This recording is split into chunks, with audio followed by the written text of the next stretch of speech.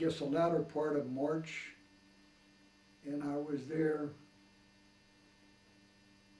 until the middle of July. As the Russians got too close, they had us cut off. But one of the things about that prison camp, it was a one-story brick building, huge. I imagine it was a factory or something before, and they had it separated into compartments.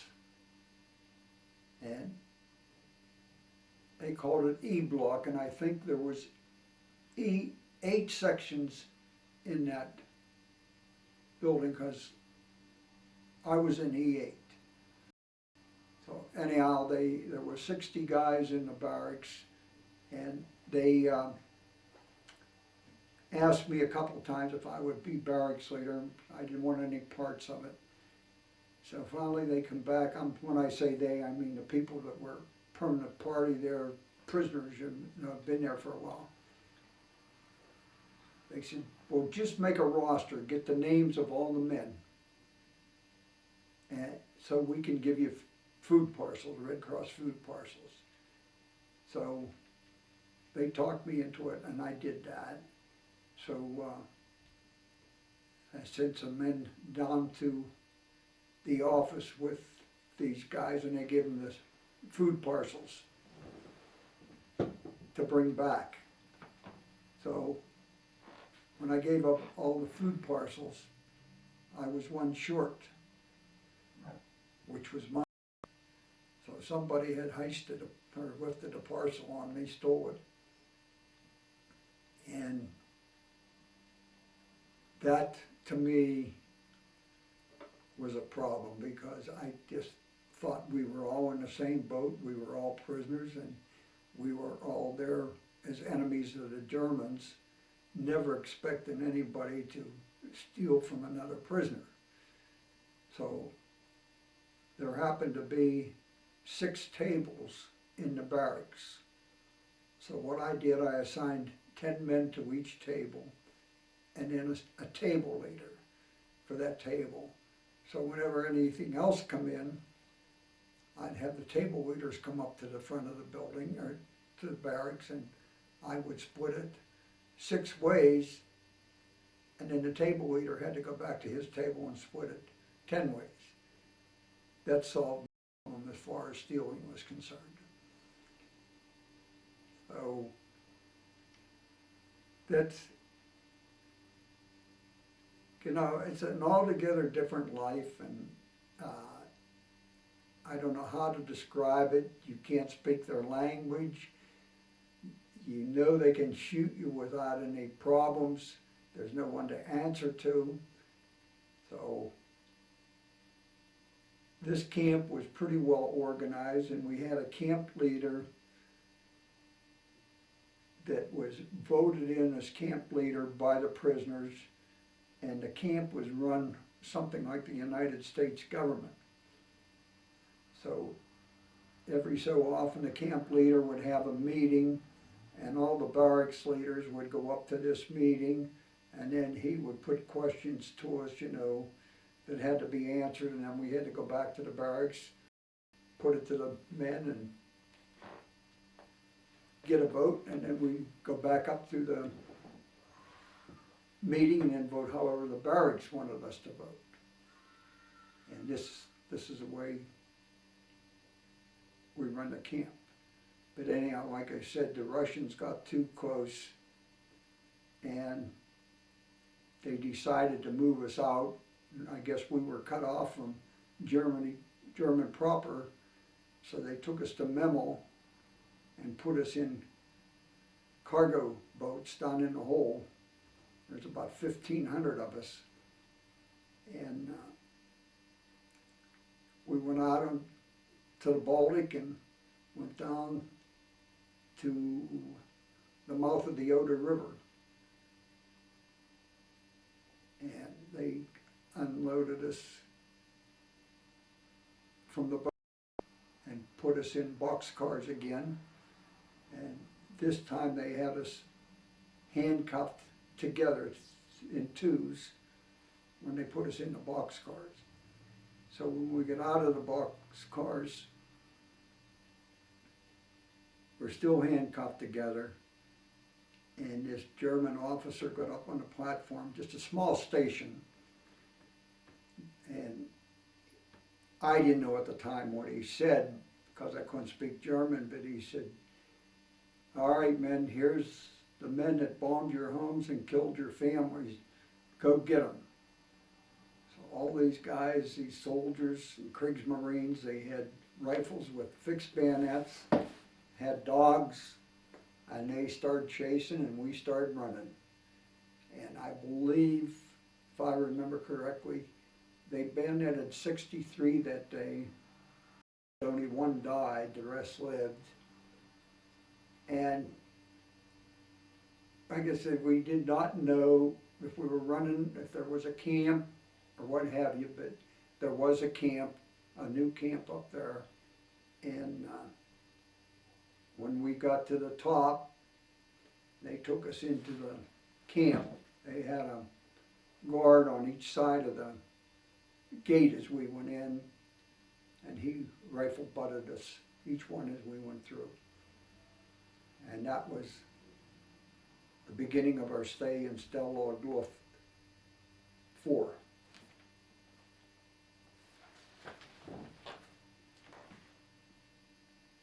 Okay, we'll take a break here for a second. Can you tell me more about Stalag Luft? Was it 4? Stalag Luft 4, yes. Stalag 4 was located close to Stettin, which is in German proper. Well, I don't know about now what it's like. It might be Poland, but anyhow, it was an established camp. There was 4 loggers. That's 4 separations by barbed wire. We wound up with about 2,500 men in each logger. Now, the barracks, and it was altogether different than what it was at Stalag Luft 6. These barracks were built like about 2 to 3 feet off the ground, sit on posts, so that you could not dig tunnels, get underneath them. And after lockup, which in the winter time was like 4 o'clock in the afternoon, and the guards inside the compound had German police dogs loose, running all around the compound, and they would go underneath the barracks because they're only sitting on posts in case anybody would be dumb enough to try to get down there and dig a tunnel. They'd catch them right away. But anyhow, like I said, these barracks were made of wood. They were 2.5 to 3 feet above ground, and all the windows had shutters on. And after they locked us up, they put drop bars on the shutters, and the same thing, doors on the doors, so you could not get out unless the guards lifted those drop bars. But I was always concerned, because in case of fire, how would you ever get out of there? But then on top of that, your mattress was made of heavy paper.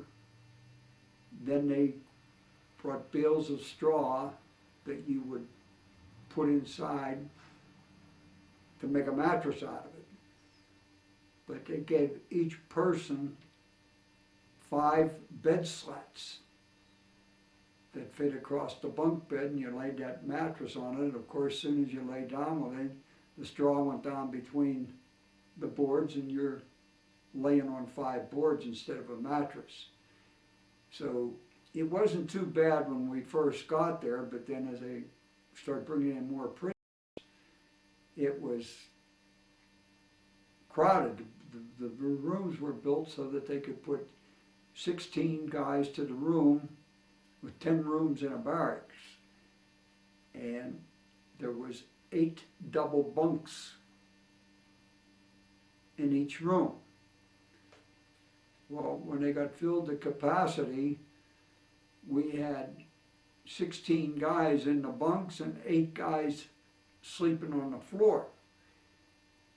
So it was a little rough, to say the least.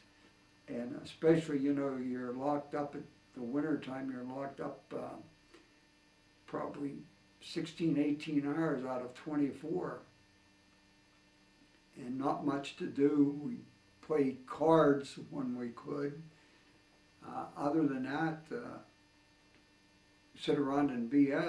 We didn't have anything to read in English until we started getting partials through.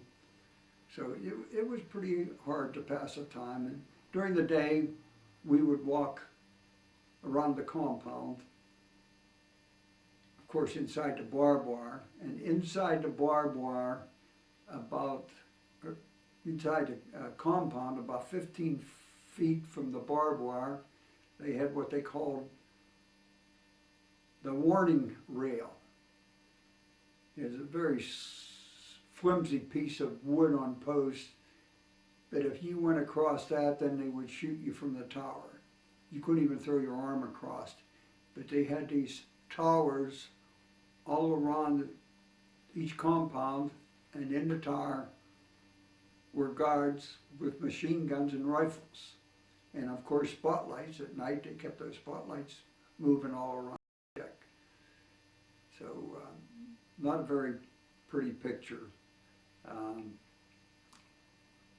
And I happened, the compound I was in, like I said, there was 10 barracks in each compound. And the one I was in, we had 5 barracks with Americans then, and the other 5 barracks had RAF prisoners there, which was English, Canadian, and anybody else that was in the RAF, a lot of Polish guys. So it was half American and half British in that compound.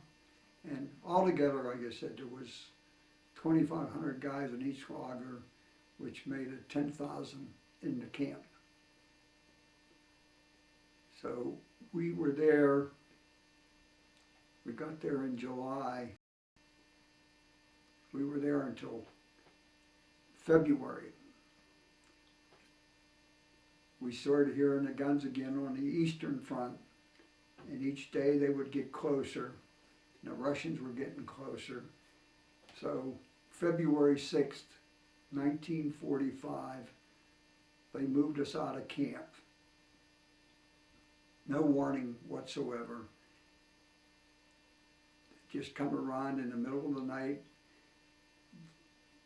turned the lights on, and the German commandant with a couple guards and our camp leader came into each room and told us that we were going to move out and we're going to be walking.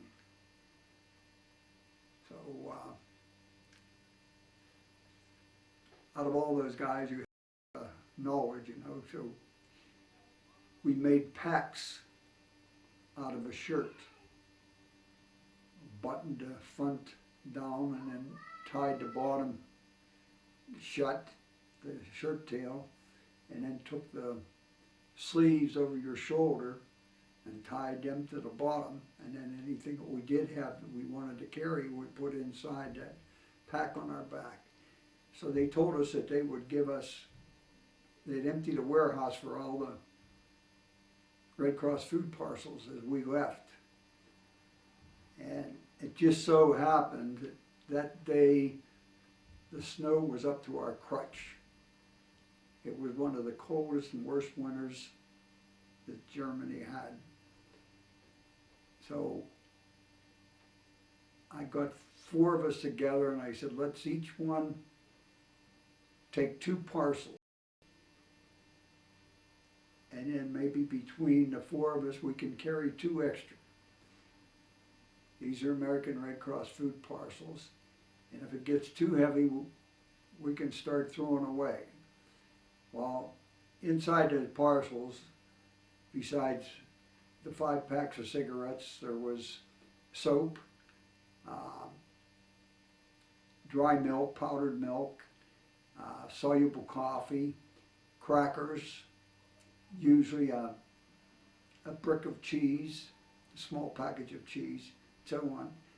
So what we did, we took the 10 parcels and we teamed together, and boy, the day wasn't over till we started throwing stuff away. Of course, you throw the soap away first, but then you find out that the soap is worth gold. There's 2 things the Germans did not have. They have soap and they did not have salt. So these German people would do anything for a cake of soap. But anyhow, we start marching, and we did that for 87 days, I think it was. But normally, we'd go somewhere around 25 kilometers a day. And then at night, I see nights where we just have to lay down in the field in the snow and sleep like that. Or once in a while, they would get us in a barn. And whenever you get in a barn, of course, they passed a word around, whatever you do, take your shoes off and pack your shoes with straw, and that will absorb the moisture in there. Well, then the next morning before you start marching, you pull that straw out. Of course, your shoe is frozen stiff, and then you put your shoe on and you start marching right away. And I mean, it never gave you anything to eat, didn't make you anything to eat. Whatever you had, you stole, and you sort of tried to plan to have something to chew on the next morning. So we did that for like